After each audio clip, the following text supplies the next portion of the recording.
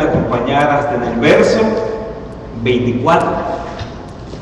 El verso 24. Y en el verso 24, el título que le han puesto, lo han agregado ahí, nos dice que es una mujer gentil muestra su fe. Y al ver este verso, estos versos, nos damos cuenta, y lo hemos leído varias veces en el transcurso del caminar cristiano, una mujer gentil muestra su fe. ¿Y qué quiere decir gentil, verdad? Que todavía no están acostumbrados al lenguaje evangélico. Para ustedes, ¿qué significa gentil? Porque el título dice, una mujer gentil muestra su fe. Pues yo pienso, hermano, que una gentil es algo como de la alta sociedad. No. Ok, vamos a ir viendo diferentes puntos de vista. Viendo pues la aportación, es una opinión. Sí. Es una opinión. Sí. Okay. Y de los gentiles, que aquellos que no se querían juntar con los más humildes. Ok, otra opinión ustedes, hermanos. Y ahorita yo les digo que es una gentil, lo que he investigado, lo que he estudiado, lo que el Señor en su palabra me está siempre llenando, está dando. Gentil, hermanos, que es otra opinión, o ya de una vez les digo que es una persona, que es una... No es que se vayan a sus diccionarios o al Google a ver qué es gentil. Sí, una palabra sencilla, que es gentil. En pocas palabras, para que el público, para los hermanos que están viendo por internet, que se den cuenta, algo sencillo. Bueno, lo pudiéramos resumir en otras palabras, se podrían decir los injertados, por decirlo así. Una buena opinión también de esas. ¿Qué otra opinión se podría dar ahí? Gentil. Una persona, bueno, conforme al contexto bíblico que se está hablando, es una persona que no es de descendencia hebrea, judía, pero que obtiene la salvación por medio de Jesucristo. Por medio de la fe. Por medio de la fe. Básicamente lo que significa gentil es que no es raza, que no es cepa, que no tiene una sangre, puede ser hijos de Dios, hebreos, judíos, sea pobre, sea rico, sea inteligente, sea ignorante, sea esclavo, sea libre, si no tenía la sangre hebrea, judía, era considerado extranjero, Los gentiles. gentil, desconocido de Dios. ¿Se dan cuenta? No eran ciudadanos, por más que tuvieran papeles de romanos, por más que tuvieran sus IDs, no eran ciudadanos. Los únicos que calificaban para ser ciudadanos de un reino eran los judíos, el pueblo elegido por Dios. Ellos eran extranjeros, cualquier clase de tipo de gente eran extranjeros. Lo único que eran considerados en ese tiempo, estamos hablando de ese tiempo, eran los judíos. Pero aquí nos muestra, una mujer gentil muestra su fe, no siendo la descendencia de Abraham, de toda la cepa judía, la raza judía, era gentil. Y nos muestra el Marcos, vamos a Marcos capítulo 7, ¿tienen capítulo 7? Amén. Verso 24. ¿Y qué nos dice? 24. Levantándose de allí, se fue a la región de Tiro y de Sidón, y entrando en una casa, no quiso que nadie lo supiese, pero no pudo esconderse, porque una mujer cuya hija tenía un espíritu inmundo, luego que oyó de él, vino y se postró, se arrodilló a sus pies. Nos damos cuenta que Jesucristo ya en ese tiempo tenía una cierta fama por sus milagros, por las liberaciones que hacía con las personas endemoniadas, por la alimentación. ¿Se acuerdan de la alimentación que hizo? Por su enseñanza, que no era enseñanza como de rabinos, como maestros en esa época, sino que la palabra incluso declara: ningún hombre ha hablado como este. Pero aquí nos muestra que estaba él queriendo esconderse, queriendo que no lo vieran, porque el ministerio de él seguía adelante. Pero cada vez que seguía un peldaño más, era más, la gente se aglomeraba, se iban sobre él, querían sanidad, querían hacerle preguntas, querían escuchar. Pero esta mujer que era gentil, y estamos hablando que está fuera de Israel, fuera de la región judía. Estamos hablando de un pueblo que es pagano, que es gentil, que no conocía de Dios, conocían de muchos dioses. El pueblo griego en aquel tiempo, para cada cosa, cada causa, cada planta, cada piedra tenía su Dios. Pero le llamaban gentiles. La mujer, y luego la palabra en el Marcos 7, verso 26, nos dice: la mujer era griega. Acuérdense la tradición y la historia griega, eran muchos dioses. Y Sirofenicia, de nación. Le rogaba que echase fuera de su hija al demonio que tenía. En el verso 27, pero Jesús le dijo: deja primero que se sacien los hijos, porque no está bien tomar el pan de los hijos y echarlos a los perrillos. Y aquí esto es más que nada, algo que damos cuenta que en aquel tiempo, los perrillos en aquel tiempo eran animales domésticos, perritos domésticos, perros domésticos. No eran perros salvajes, desconocidos, perros que se dejaban, ¿verdad?, domesticar, eran domesticados. Por eso perrillos. Pero aún se escucha feo, ¿verdad?, en la palabra que se autodomina, la palabra que se autodice a esta mujer griega.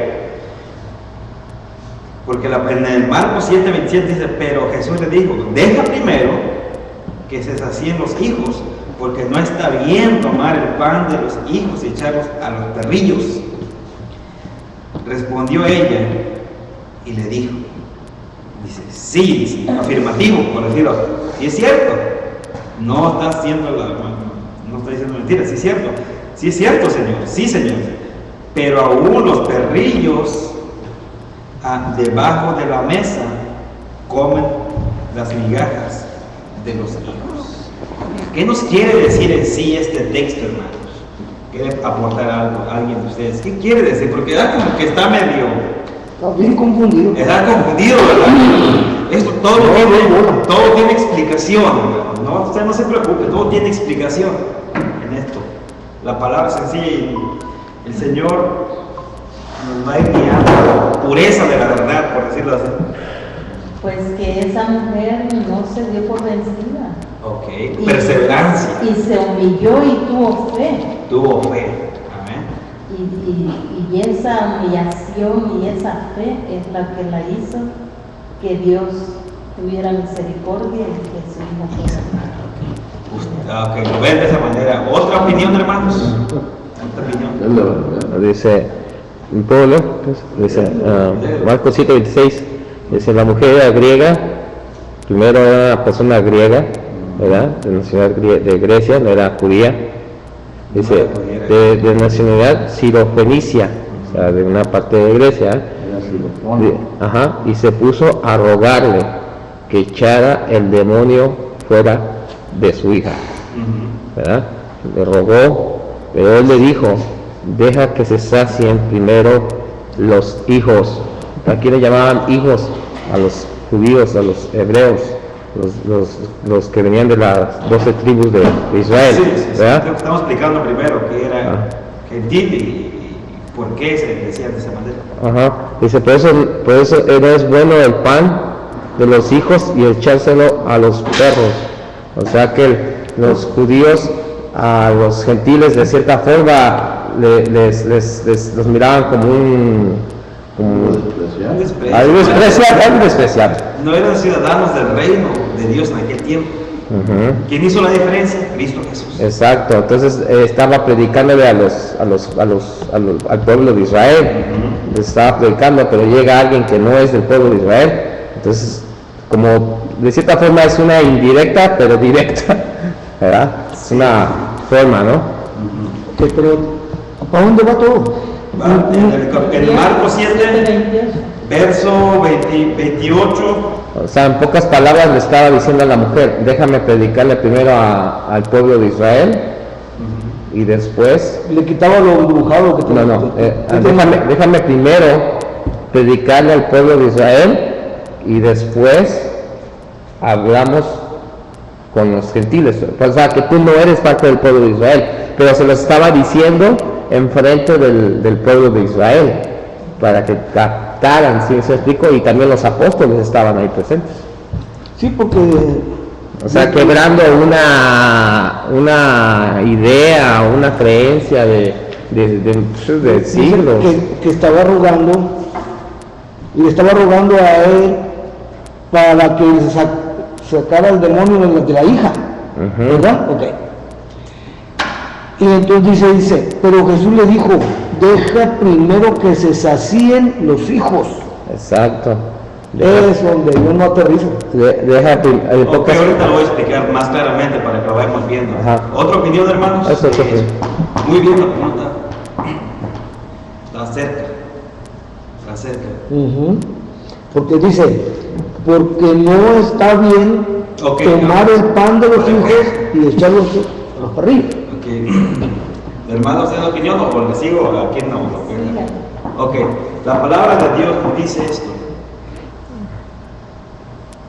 Por por un hombre, que era Adán, entró el pecado, entró la muerte a este mundo.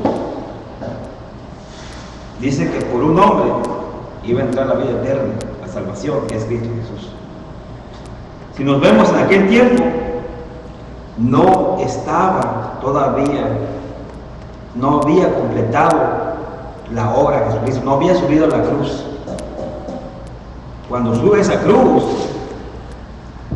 consumado es. Ahora sí hay salvación para mi pueblo judío y hay salvación para el que no es judío. ¿Me dan cuenta? La necesidad realmente de la mujer era que su hija fuera sanada, fuera liberada de un demonio o de varios. No es el texto realmente.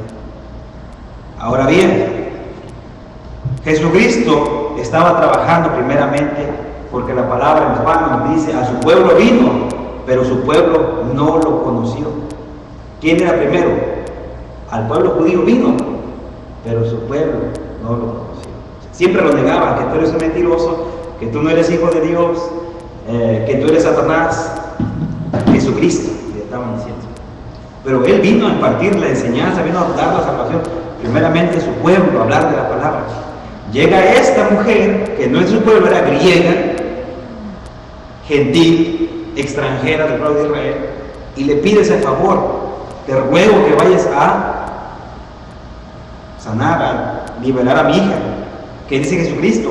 No lo dice directamente, espérate, primero vengo a mi pueblo judío. Ella le da este tipo estas palabras. Acuérdense bien que Jesucristo siempre hablaba en parábolas, daba ejemplos para que aquellos que querían entender no entendieran. Y aquí les va esto, del verso 27. Pero Jesús le dijo, deja primero que se sacien los hijos. ¿Quiénes hijos? Hijos de Dios, el pueblo judío. Porque no está bien tomar el pan de los hijos y echarlos a los perrillos.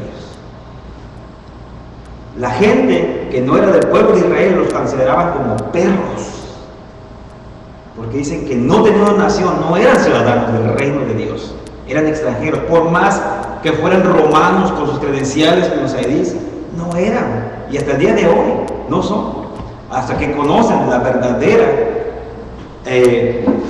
salvación de Cristo Jesús, ya son ciudadanos del cielo, porque esta tierra se va a destruir, esta tierra es pasajera.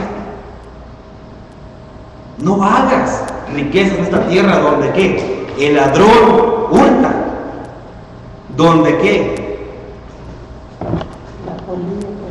La polilla corrompe. ¿Se dan cuenta? Y es así que dice, está bien, dice, porque no está bien tomar el pan de los hijos y echarlos a los perrillos. Le decían perros, por eso está haciendo una parábola ahí. Y ya vamos a tomar otras opiniones. Respondió ella y le dijo, sí, Señor, pero aún los perrillos debajo de la mesa. Ella inconscientemente estaba diciendo algo verdadero. Comen de las migajas de los hijos. Parece que estos perros domésticos sabían, estaban abajo de la mesa.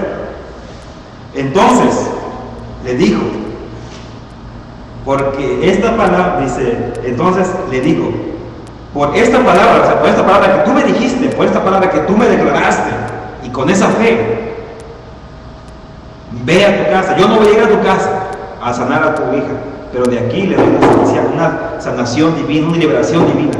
¿Por qué? Porque era Dios. Dios tiene la capacidad de estar en donde está, que es omnipresente, omnisciente, todo lo sabe, y omnipotente, todo lo puede. Se dice y se hace. Dios en principio se creó los cielos y la tierra, dice, y se haga la luz, y la luz se hizo solo por una palabra. Esa es la divinidad de Dios. Ahí dice, Juan dice, por esta palabra ve, el demonio ha salido de tu hija. Y cuando ella llegó a su casa, halló que el demonio había salido y la hija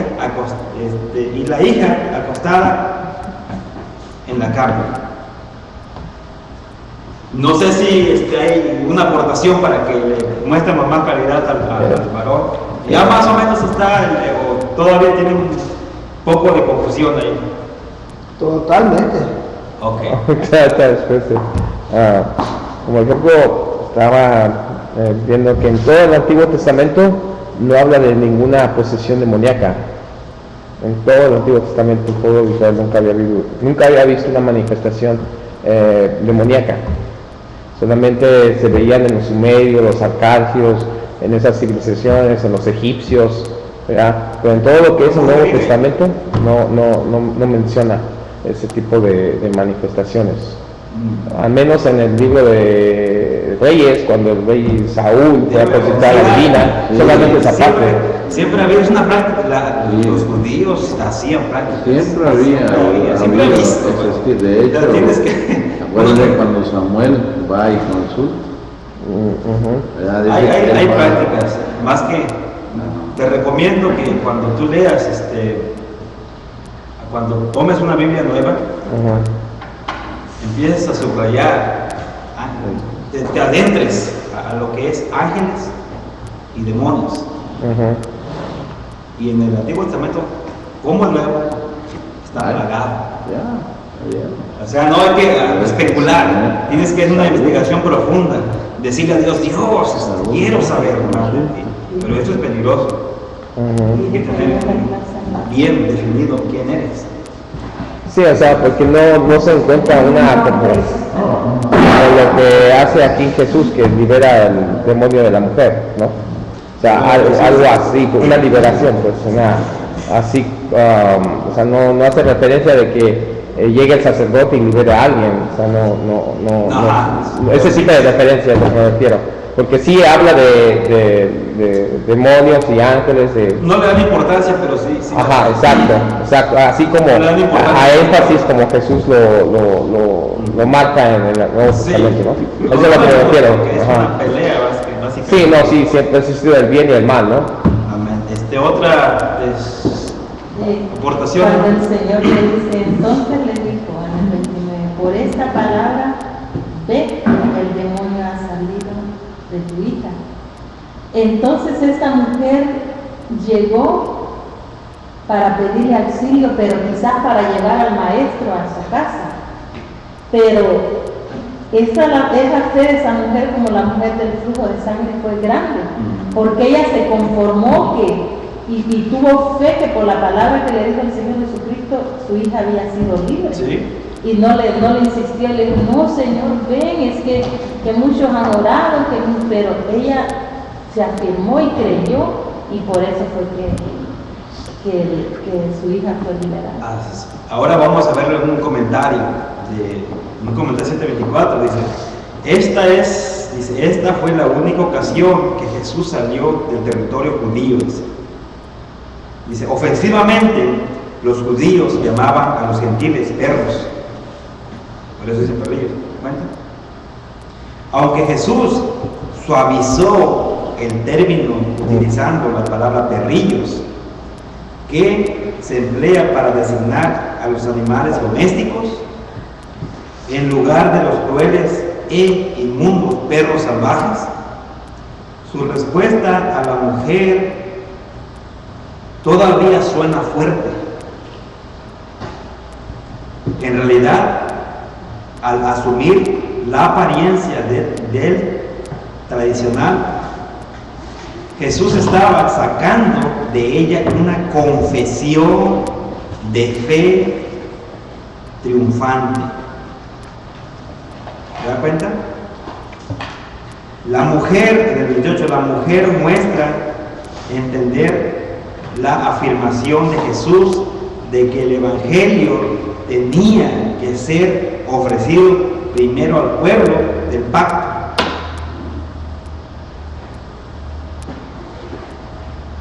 Primero al pueblo del pacto y luego a los que no eran judíos. ¿Quién era el pueblo del pacto? Los que venían de descendencia judía, las 12 tribus, los israelitas. Y después el apóstol Pablo nos dice, hablando de la salvación, no sé si tienen ahí Romanos, para que vean a Romanos. Romanos, creo que es capítulo 1. Vamos a ver, lo vi aquí. No sé.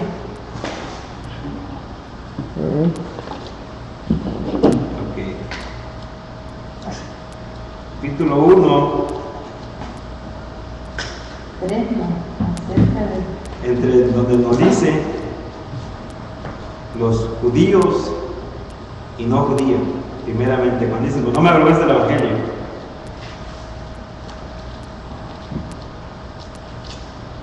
Romanos 1. Donde dice, no todos los que descienden de Israel son israelitas, ni todos los israelitas son descendientes de Abraham.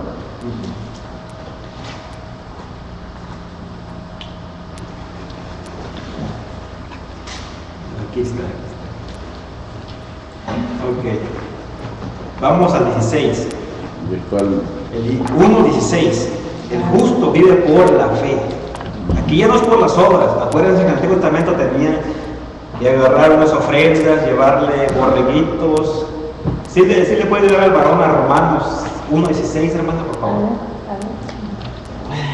Hasta el justo por la fe.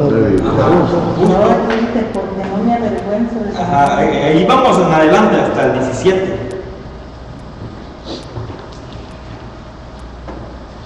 Ok.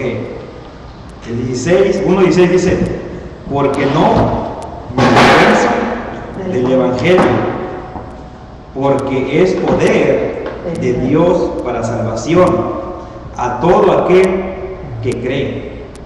Al judío, ahí está, al judío primeramente, y es lo que dice Jesucristo, no es, ¿verdad? Que necesitamos que primero llevarle el pan a los hijos, primeramente al judío. Pero dice la mujer, no, pues hasta los perrillos comen debajo de la mesa. Pero dice el apóstol Pablo, dice, y también al griego, al que no era judío.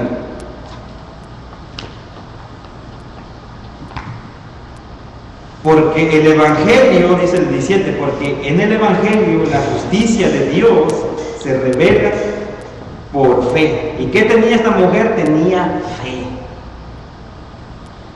Y para fe, como está escrito, mas el justo por la fe vivirá. Si nos damos cuenta, todos los que creyeron que iba a venir ese Mesías en Cristo, los héroes de la fe, está plagado en Hebreos 11, del verso 1 adelante, todos murieron por fe.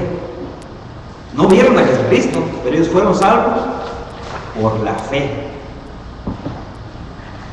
Pero ahora tenemos a Jesucristo, tenemos el antiguo pacto y el nuevo pacto, que nos da libertad, nos da salvación, y es como nos dice, primeramente fue dado a los judíos, después a los griegos, a los gentiles, a todos los que no son judíos, que son salvadoreños, mexicanos, hondureños, brasileños, catrachos.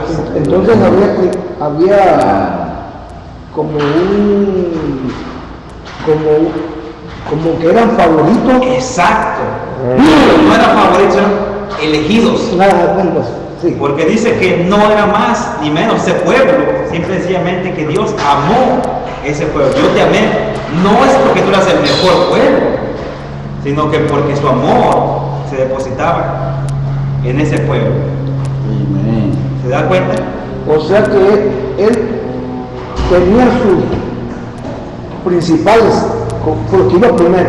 Ok, pero ahora le voy a decir la otra cara de la moneda. Eran principales, o eran favoritos, o eran elegidos. Y primeramente dice, Eligió ellos para que conservaran la escritura, la ley, la tradición. Ellos sufrieron mucho. En el proceso del tiempo fueron perseguidos, fueron suicidados, quemados. Todos nos dicen. Vamos, no sé si alguien le ayuda a Hebreos. Vamos a ver lo que pasó en eso. Por eso, Hebreos 11.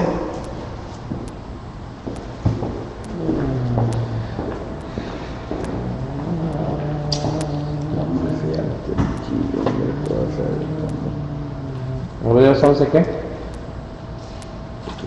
En Hebreos 11:36 nos dice todo lo que, y está más atrás, ¿verdad? Pero vamos a leer un pedazo. Aquí dice, apedreados,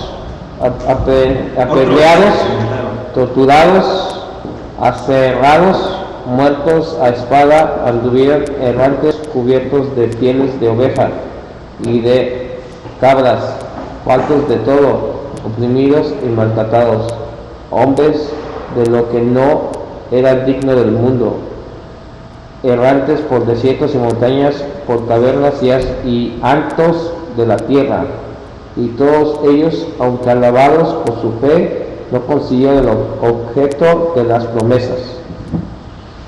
Más adelante dice, Dios tenía ya dispuesto algo mejor para nosotros, de modo que no llegaron ellos sin nosotros a la perfección. Miren, aquí está todo lo que vivieron los que creyeron. Ese camino no era fácil, ese camino era de una lucha constante y de una fe genuina. ¿Y qué fueron? Fueron apedreados, aserrados, pero ese ellos fue aserrado, puestos a prueba, muertos a filo de espada, en el 37, ¿verdad? Anduvieron de acá para allá, cubiertos de pieles de ovejas, Juan el Bautista, y de cabras, pobres, angustiados, maltratados, de los cuales el mundo no era digno, errando por los desiertos, por los montes, por las cuevas, por las cavernas de la tierra. Ese era el pueblo elegido, pero fíjate qué es lo que pasó con el pueblo elegido. Exilio, la nación la tacharon, la nación le pusieron Filistea, cuando era el pueblo de Israel. Roma llegó y ese pueblo, el mapa lo tachó, le puso otro nombre para que perdiera la identidad. Pero el pueblo no pierde identidad porque son hijos de Dios. Nunca se pierde la identidad cuando es un hijo de Dios, porque la ciudadanía viene de ayer. Si ustedes van a un diccionario griego, para ellos, extranjero significa que no es hijo de Dios, no ha conocido a Cristo, no ha conocido a Dios. Es un extranjero.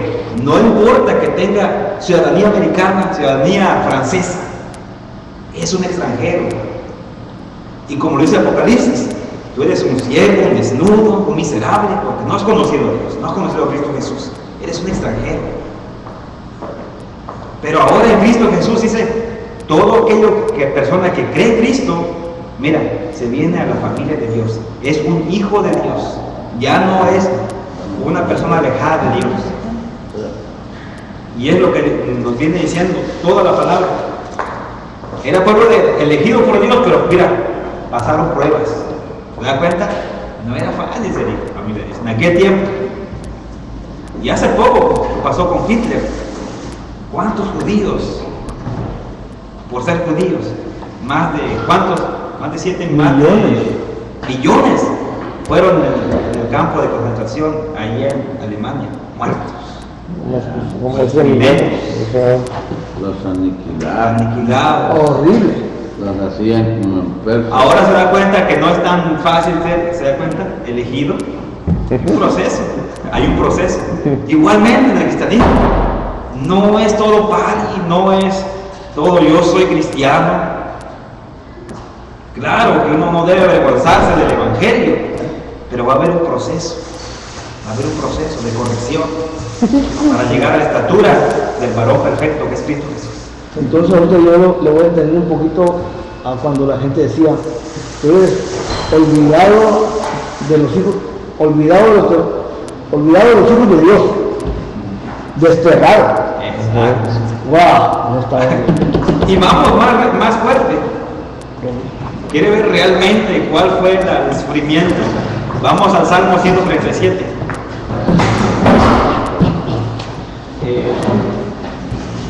¿Sí le puede ayudar a buscar el Salmo 137? ¿No? 137. Ajá.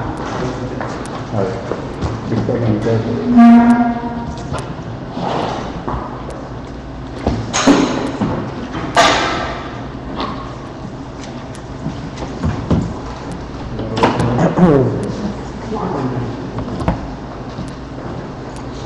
Salmo 137. Ok, por aquí lo veo que tengo que verlo. 137. Porque es poderoso. La mente de los cautivos en Babilonia.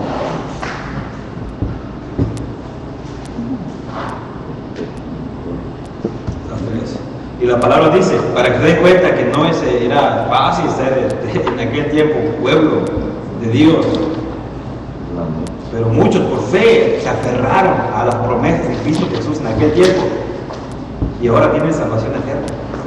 Y en el Salmo 137 nos dice, junto a los ríos de Babilonia, allí nos sentábamos y aún llorábamos, acordándonos de Sión, o sea, del pueblo de Israel, del pueblo elegido, que eran ellos los que estaban llorando, porque eran desterrados, despreciados, encarcelados, eran presos, esclavos. Y ahí nos dicen, junto a los ríos de Babilonia, ahí nos sentábamos y aún llorábamos, acordándonos de Sión, sobre los sauces en medio de ella, colgábamos nuestras arpas, y los que nos habían llevado cautivos nos pedían que cantemos. Y los que nos habían desolado nos pedían alegría, diciendo: cantamos algunos de los cánticos de Sion. Y nos damos cuenta, cuando hay un trauma de esta índole, cuando usted ha perdido un familiar y llega un extraño y dice: ¿sabes qué? Cánteme una canción con tu alma. Usted no va a cantarle porque se siente destrozado físicamente, espiritualmente, triste. ¿Pero por qué? Porque ellos no conocían al Dios vivo que estaba en ese pueblo, al pueblo elegido, que eran ellos, que eran desolados. Pero la profecía así lo decía. Siempre que que nosotros idolatremos a algo que no es a Dios, le estamos quitando la primera parte, el número 1, a Dios. Toda aquella cosa que nos desvíe a ver a Dios, a Jesucristo, es idolatría. Es idolatría. Y eso no agrada a Dios. Y es lo que pasó. Es lo que pasó en estos versos, en este capítulo. Amén. Y eso sí, podemos ya entenderle a Marcos. Y aquí ya llegó. Bueno, vamos a. ¡Wow! En el 4. No, sí, es fuerte eso. Es fuerte, es fuerte. Pero vamos a lo que nos viene este tema, que es una mujer gentil, una mujer que no era del pueblo de Israel, muestra su fe. Y en el 27, en el 26, la mujer era griega y sirofenicia de nación, y le rogaba que echase fuera de su hija al demonio. Pero Jesús le dijo: deja primero que se sacíen los hijos, esos hijos de Dios, que por 400 años de silencio no se apareció en un ángel a decirles: Dios te ama. Había guerras, había mucha oscuridad, por eso se llama de silencio, oscuridad.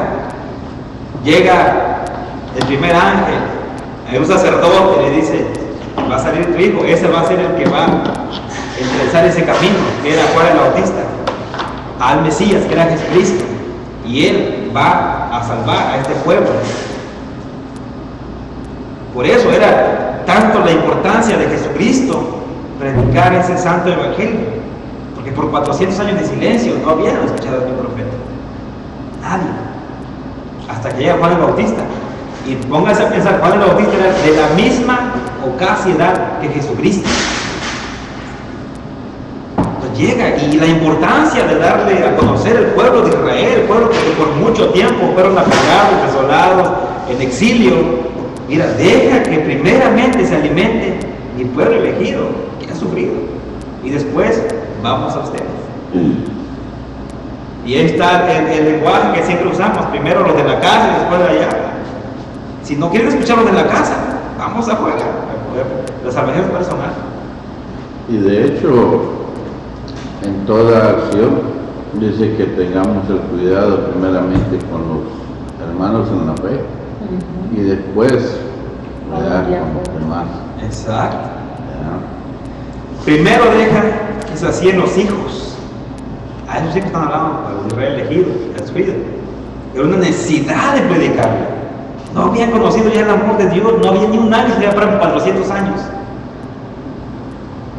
Pero estaba la promesa. Isaías lo había profetizado 800 años antes que hubiera nacido Cristo. Él había profetizado en Isaías 53 cómo iba a llegar este siervo, que se iba a humillar, que iba a caminar con los apóstoles y que iba a subir esa cruz a salvar a los pecadores. Y dice: primero deja que sean los hijos, porque no está bien tomar el pan de los hijos y echárselos a los perrillos. Respondió ella y le dijo: sí, Señor, pero aún los perrillos debajo de la mesa comen de las migajas de los hijos. En 7:29 dice: entonces le dijo: por esta palabra, ve, el demonio ha salido de tu hija. Por esa palabra de fe.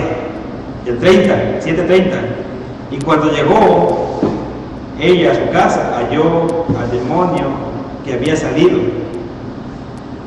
y a la hija acostada en la cama tranquilamente, con esa paz espiritual que no lo da el hombre, que no lo dan los doctores de este planeta, ni los psiquiatras, solamente el doctor de doctores, que es Cristo Jesús. Esa es la paz espiritual, los frutos del Espíritu Santo, cuando uno conoce al Señor. Contra esos frutos del Espíritu Santo, dice la palabra, no hay ley. Con todos los frutos de la carne, ahí la hay ley. Pero con los frutos del Espíritu Santo, ¿cuáles son los frutos del Espíritu Santo, hermanos? Los frutos de amor, paz, gozo, paciencia, benignidad, bondad, mansedumbre, templanza, dominio propio. Contra tales cosas no te voy a reprender, no te voy a castigar, no va a haber mi ley, porque esto es lo que me agrada, es la voluntad perfecta y agradable de Dios. ¿Cuáles son los frutos de la carne? Las peleas, los enojos, los robos, los de envidia, celos, esas no las quiero. Esas son frutos de la carne. Esas sí hay ley. Ahí te voy a probar. Ahí qué bueno. ¿Te das cuenta? Es bonito lo que es la palabra de Dios, que no nos está tirando algo que no vemos enfrente, sino que nos advierte, nos enseña, el Espíritu Santo nos guía para no caer lo que nos cayeron los antepasados, los abuelos, la tradición. Y es así como va cerrando este testimonio, ¿verdad? Esta mujer gentil que mostró su fe. Pero básicamente lo que nos quiere decir en esencia es de que hay un orden, porque Dios es un Dios de orden, no es un Dios de desorden. Amén. Amén. Yo no sé si alguien tiene una pregunta o si alguien quiere aportar para ir cerrando este dominical. Vamos a las dos. ¿Quién quiere aportar o preguntas? Preguntas y respuestas.